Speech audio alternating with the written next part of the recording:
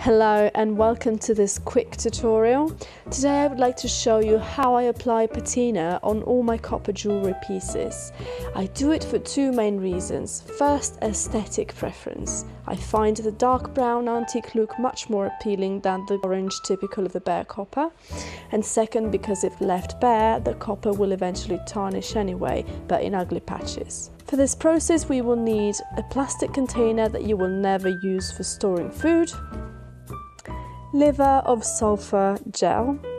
You will need very little.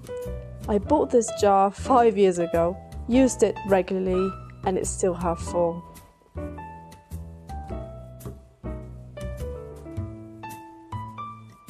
And finally, a piece of steel wool, very inexpensive. So start by placing your copper piece in the plastic container and pouring warm water over it. Friendly advice, please wear protective gloves during the whole process, which I forgot to do in this video demonstration, and work in a well ventilated area or outdoors if possible. You'll see why in a minute. Now with your pliers or with some other tool that you will never use for food, pick up a very small amount of liver of sulphur and pour it into the container and mix thoroughly. It really stinks, I'm telling you, it really stinks, and the fumes are not very healthy. That's why you should do this whole thing outdoors if possible.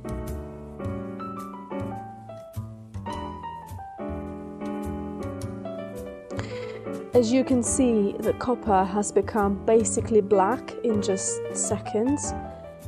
So take your piece out and leave the diluted sulphur aside to cool off.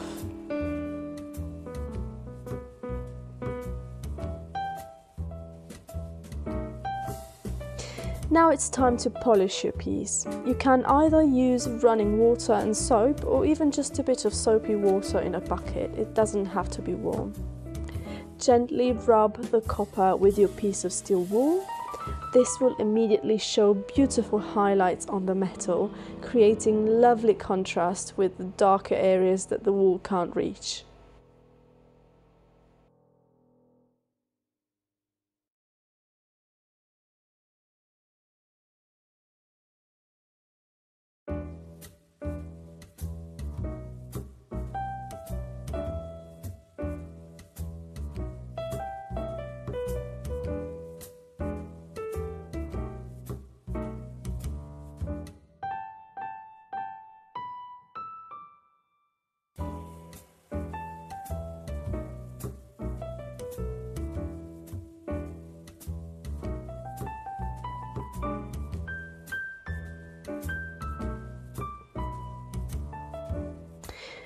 Use a towel to dry your piece of jewellery once you're finished.